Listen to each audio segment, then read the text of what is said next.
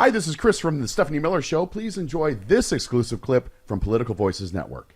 How this is just not the biggest story ever, that he is just continually... what's he even did not the have word? an audience Delusional, demented? Yes, there was no audience at the debate. Right. This is not just a normal stumble.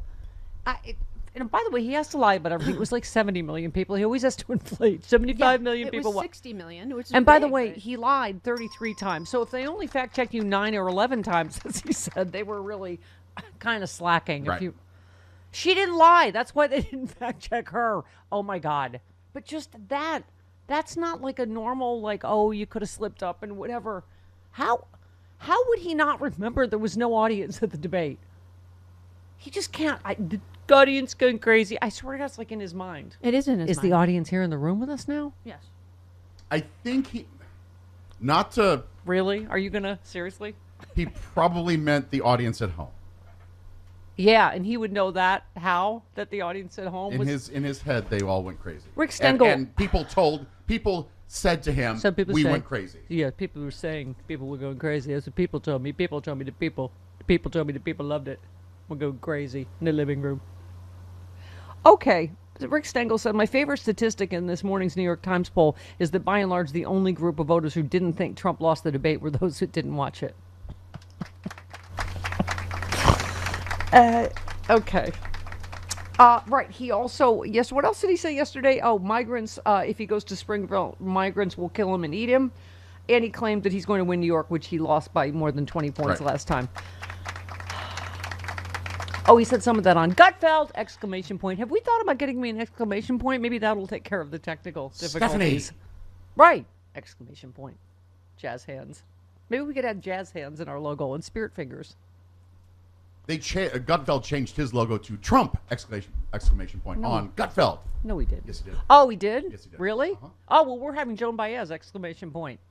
I don't think Scream emoticons. Joan Baez is not an exclamation point. She's very quiet.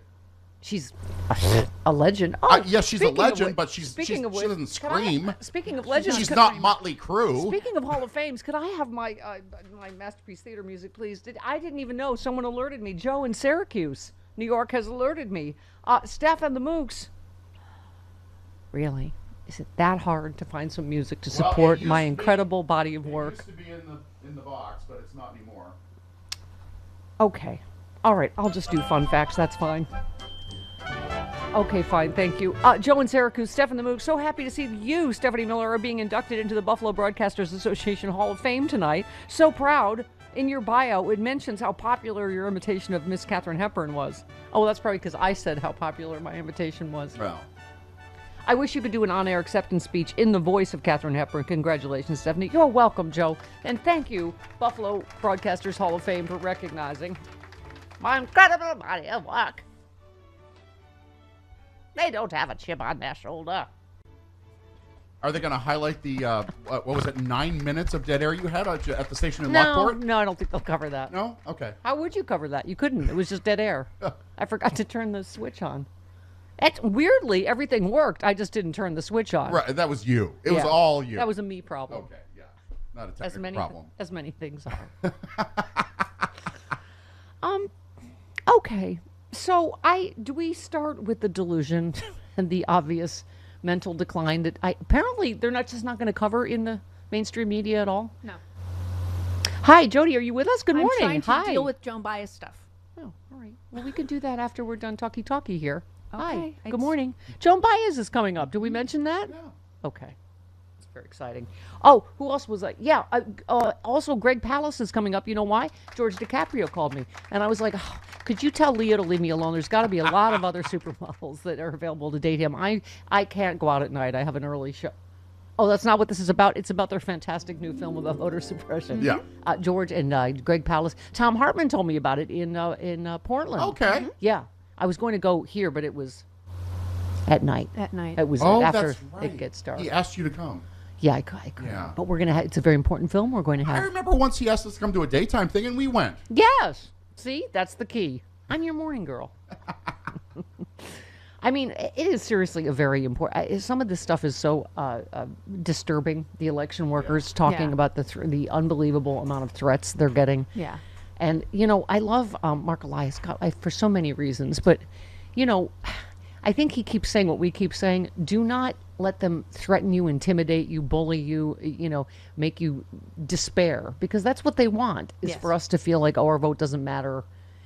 Because he keeps saying, and he said yesterday, like very confidently, Kamala Harris is going to win and she is going to be inaugurated, period. Right.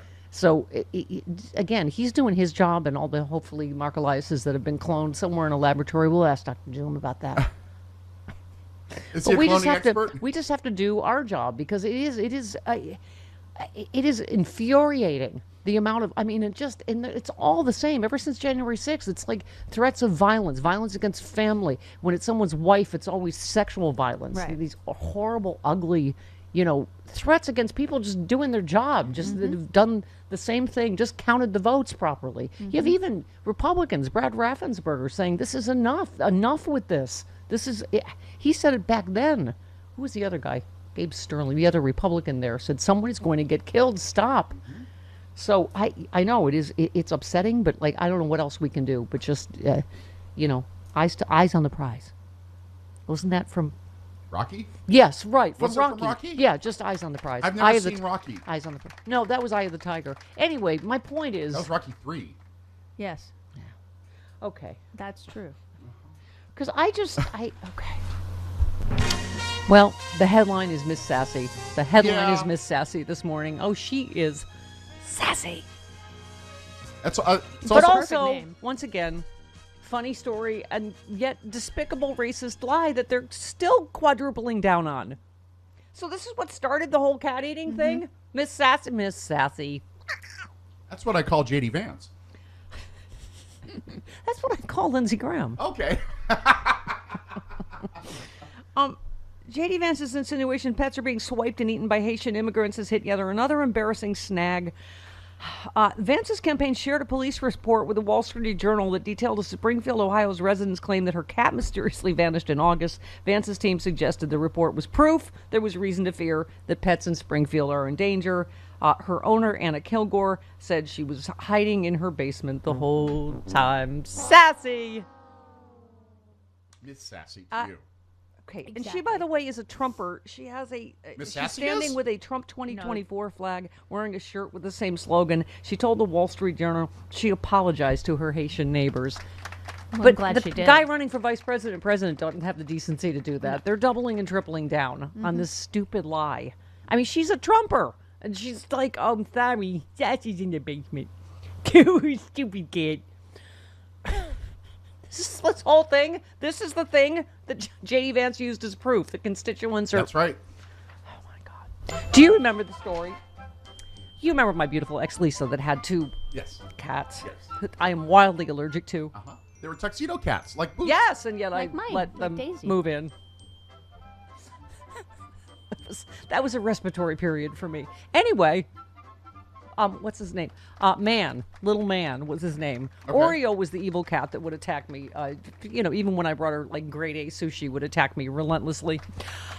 She would attack you because you brought grade A sushi and she Yeah. would like to eat that. Yes, well, I gave it to her. It was like an egg hostage crisis every day. Anyway, no, because you would leave, like you would give it to her, and then you would not leave with your entire hand. Like it would just, and it's so fast, you don't know with cats, right? They're just like, and you're like, what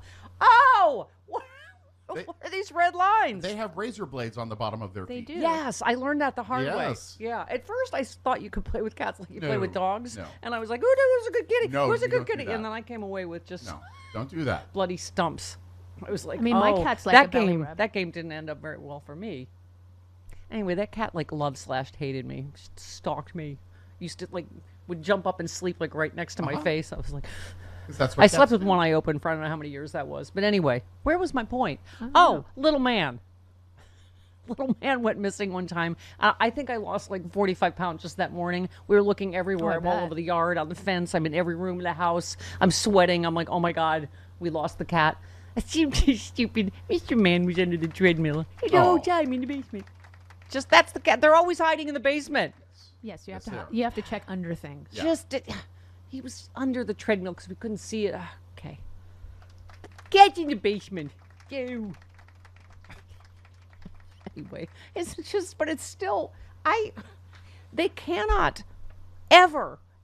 Sarah Huckabee Sanders is talking about humility. They never have the humility ever to apologize, to say they were wrong. Nope. J.D. Vance vowed to deport Haitians who are in the U.S. legally. I mean, how else do you? First of all, they're there legally, so you can't like mention that, because then they're like, oh well, then there's some other ridiculous racist smear. He was asked, if you become the vice president under a Trump administration, what will you guys do about the migrants that are already here since they did arrive legally? He said, well, this is a media and a Kamala Harris fact check. Oh, I see, because, right, as once again, facts have a well-known...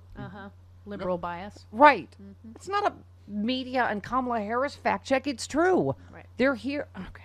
Even the Republican governor of Ohio said they're here legally. Yeah. We invited them. Yep. We needed workers. Here's okay. He said it's a fact check. I want to clarify and clear that up right now. Oh, I see. You mean lie further. Yep. You want to clear up the media and Kamala Harris fact check that what they said is, what's the word? True.